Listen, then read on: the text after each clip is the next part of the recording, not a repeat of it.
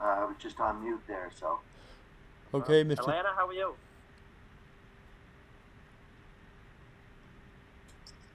Were you talking to me? Yeah, how you doing? I'm great. I'm drinking coffee from a big blue mug. Atta girl. And okay, so we're all ready to go? live, folks. We're live. Okay, let's call the meeting to order. Any declarations of conflict of interest? None. Being none, we have approval of the agenda. Yes, I'll move it. Second. Moves it. Land seconds it. Okay. Can we have adoption of the minutes? Yes. February 4th. I'll adopt them, yeah. Second it. And second it. Okay. Any business arising from the minutes? Seeing none. Let's go into reports. I understand the Health Communities Initiative. There's some applications being made there. It's really good news. I'll let Frank take it from here. Go ahead, Frank. All right, can everyone hear me? Yes. Go ahead. Excellent, okay. So the first one you'll see, the first agenda item is here to be out of order. The first one on our agenda there is the community gardens proposal. Yep. So the community gardens proposal, you'll see that there is an application or issue form there from Sustainability Forest and Environmental Officer, Jessica. And more or less, we've been meeting with Parks and Recreation staff at the meeting with sustainability staff on trying to come up with a way to expand the whole community garden initiative, the community planner initiative, and try to put a little bit more of an application process around it. So if there's new requests out there, then that people could make applications. They could go through a review process with the two departments, and then we would look at possibly finding a possible land that they could actually set up a community garden in. So you'll see the overview there that provides. So really what this is, it's we want the committee support to the Environment and Sustainability Committee and actually move forward with this application process. So, Frank, we have some community gardens that are around the city now. So basically, this could be some funding if people want to apply to the city for a plot somewhere. That the city would look for land. There's a community garden application. So really, what we have, there's three components to this. So there is the community planner program that we have right now. So that one's just going to. So can you stand by for a second, Frank? For anybody who's not speaking, can they mute their mics, please? Yeah, we get a lot of feedback. Okay, Frank, try again, please. All right. So there's three components to it. So there's the community planner program, which we already have going, and we're looking at trying to expand that.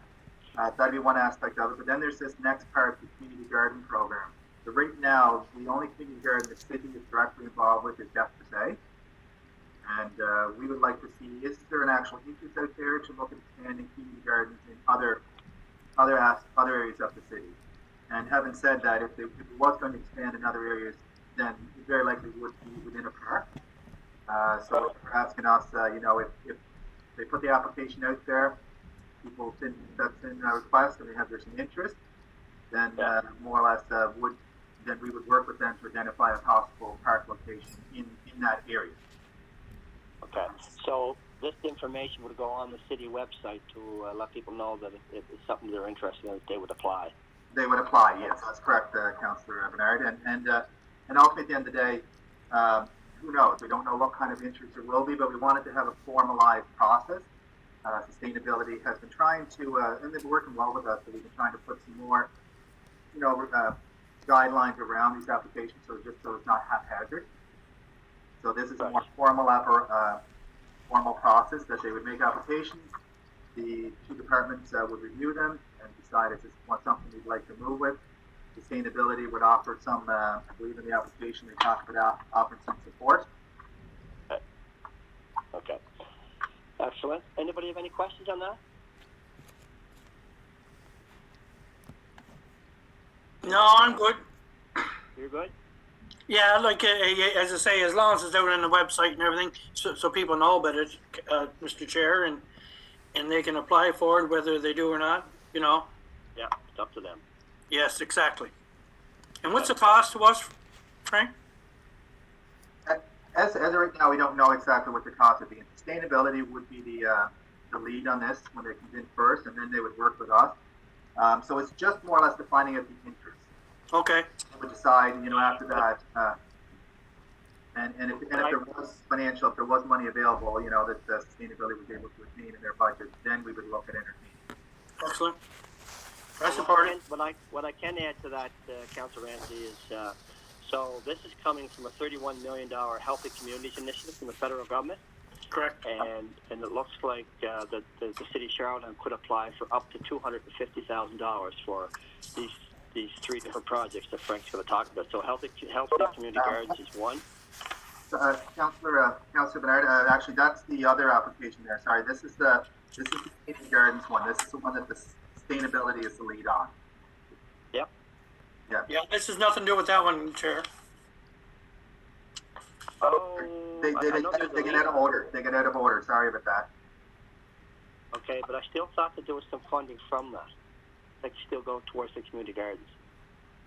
But it is part of healthy initiatives. I thought the three of them were eligible for funding.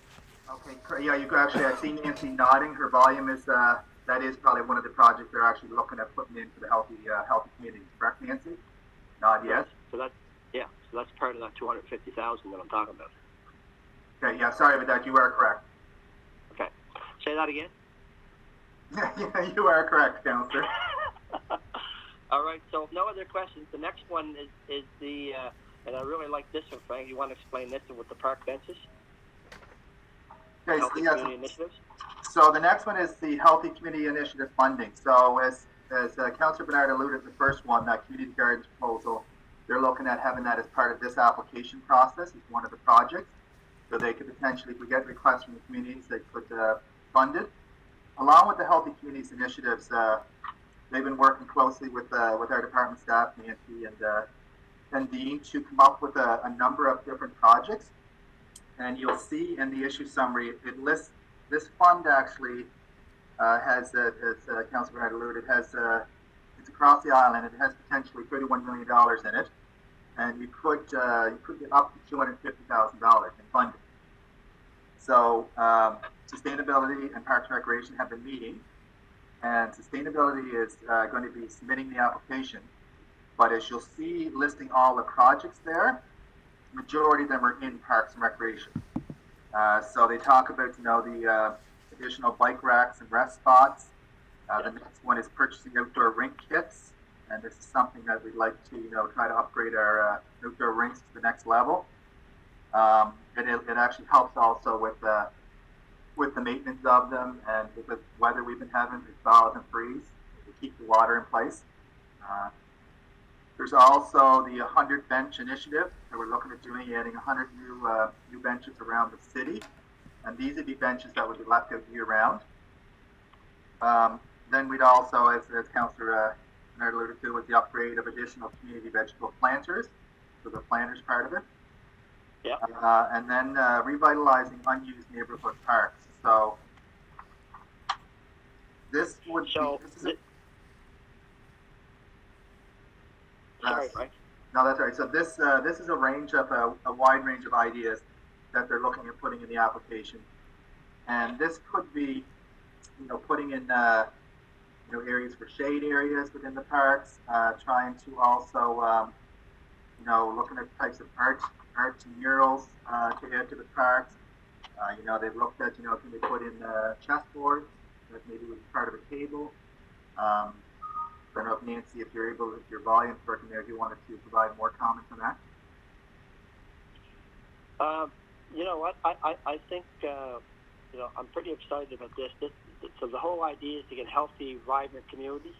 Probably through the COVID-19 we'll be going through, we learned some things. The outdoor rink kits is a great idea. We've talked about that in the past. To have funding help would be great, because this will make it easier for our staff to keep the rinks up and going longer, as opposed to when we have a thaw and losing all the water and starting over again. So it will have the proper kit, the sideboards, the liners, and so on. So that's a great idea. The 100 bench initiatives, I mean, obviously we can see that through a lot of our walking trails and our multi-purpose pathways now. And obviously the people are going to be looking for some benches to have the rest now and then, because the connections are being made, and so the trails are being able to go farther. So I think that's a great idea. And it's not just for trails, obviously for parks and so on, depending on the benches that we buy. So there's a lot of good initiatives here, and then revitalizing some of the underutilized park space, whether it's with art, whether it's with some music and so on. So there's a lot of good ideas, and I think the fund is basically open to ideas and to, like I say, create healthier communities. Yeah, correct, Councilor Bernard. And this is taking the application, so, keep our fingers crossed that, that we hear back and they support some or all or whatever for a project. So it allows us to move some of these forward. Right on. Does anybody have any questions on that one? Okay, so we'll move on to the verbal update on Simmons. We'll move on to verbal update on Simmons Sports Center replacement. Go ahead, Frank. All right, so as everyone knows, Council passed a resolution for us to for staff to start moving forward on plans to replace Simmons Arena and Simmons Pool.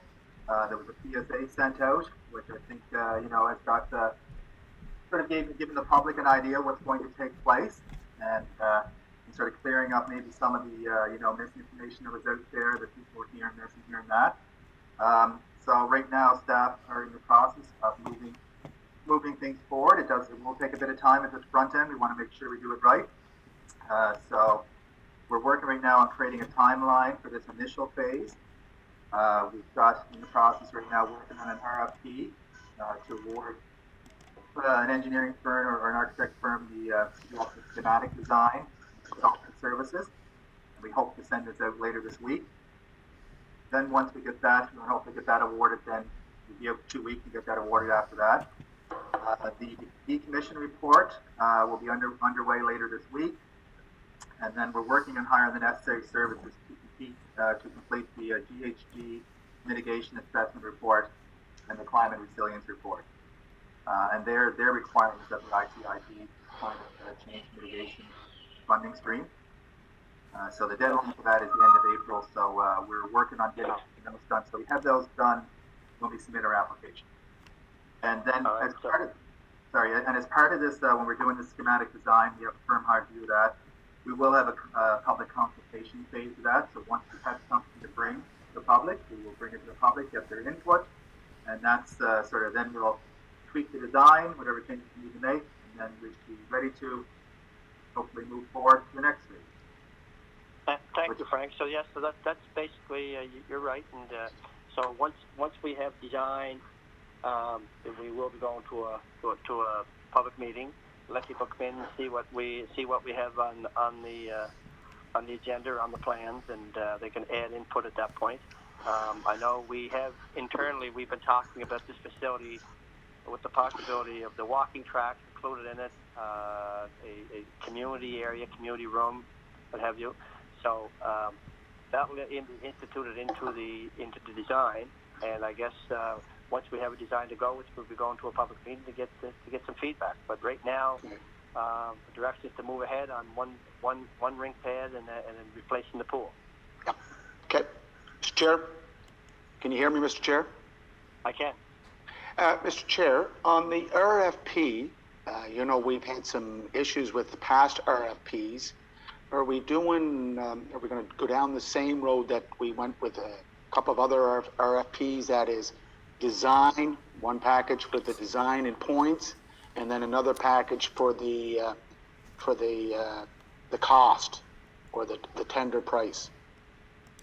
Where are we going? Anytime they've gone out in the past, Mr. Mayor, I mean, my understanding is that they'll go out for design. There's always the cost, and I guess when they do the ratings, the ones that are doing the ratings are not looking at the cost. That's the last thing they look at. They do the ratings to see which is most qualified, and then that's passed in, and then it's opened up to see what the prices are. Right. Yeah. So, I assume that the same thing will be done. so on the decommissioning report, Frank, we have a timeline. When's that due? The So, report from CBCL. yeah, so as of right now, we're just working on those timelines and deadlines and when then they're going to give that to us. We'll probably have that within a month. So that's not as big of a task to do once we get it started. Okay. And then the other reports, those will get underway hopefully in the near future as well. And Mr. Chair, last question. Over the weekend or on Friday, we received a proposal from the Charlottetown Curling Club, laying out what they envision. And I know, speaking to Mr. Kelly, that the decommissioning of that curling facility on Houston Street, there's a possibility it could be part of the CCM funding. But again, that's something that's out there to explore. And it just, if I can make comment on that, I think the presentation was sent to all of council, correct? Correct, and Mr. Quinn and also Mr. Mike White. So what I would suggest, Mr. Mayor, is that once we go to a public meeting with the design that we have proposed from the instructions we got from the rest of council, that maybe Charlottetown Curling Club representatives can make a presentation there. If I hear you right, are they looking to, do they know where they want this second building to go, the curling facility to go?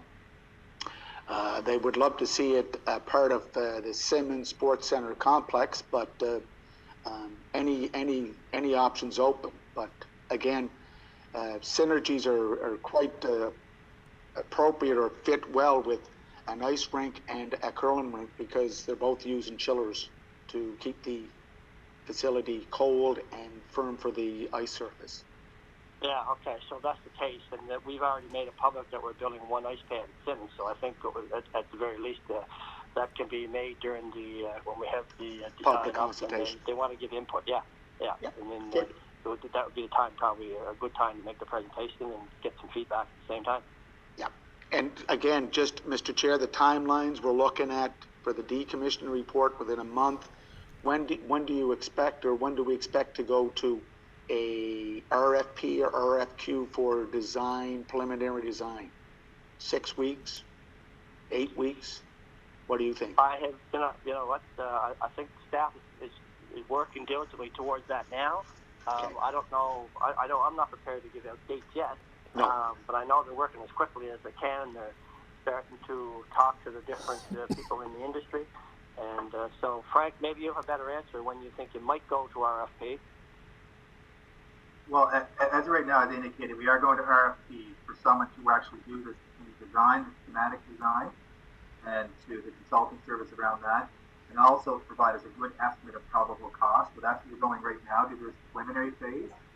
And as part of that preliminary phase, once we award it here, hopefully within the next 2 or 3 weeks, then the public consultation part will be part of that. Then once you get through this initial phase, your application gets submitted, and you get funding. Then you proceed to your next phase, which would be doing your construction design documents, your tender documents, and then you're doing the tender. So it's going to take some time, hopefully, depending on the funding application. But I do think that the timeline we were looking at, and hopefully we can stick to it. I mean, with COVID-19 and shortages of slowness in delivery of products and so on, but our timeline we were looking at was in the fall of 2022 to open the new facility, correct? Yeah. Sounds good. Okay. Sounds really good. So that's what we're gunning for. So. Yeah. And Mr. Chair, just a final point. A lot of positive feedback out there. I spoke to a couple of members of Save the Simmons group. They're pleased that we're going in this direction. So the storyline is now, as you said, replacing Simmons ice pad in the pool, and we'll wait to hear from the participants at the public consultation. But it's a good news out there now. Yeah, no, that's good to hear, and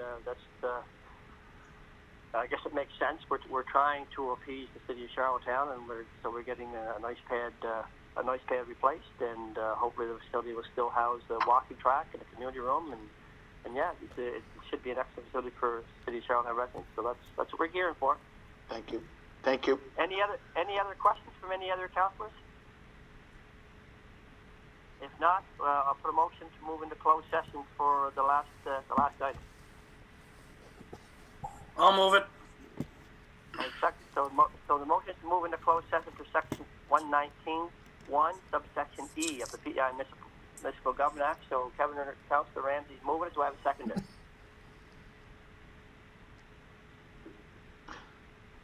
Brown or Do I have a Yankov? seconder? Philip. Seconder? Yes, me, Philip Brown from Charlottetown. Okay. Okay, stand by, please.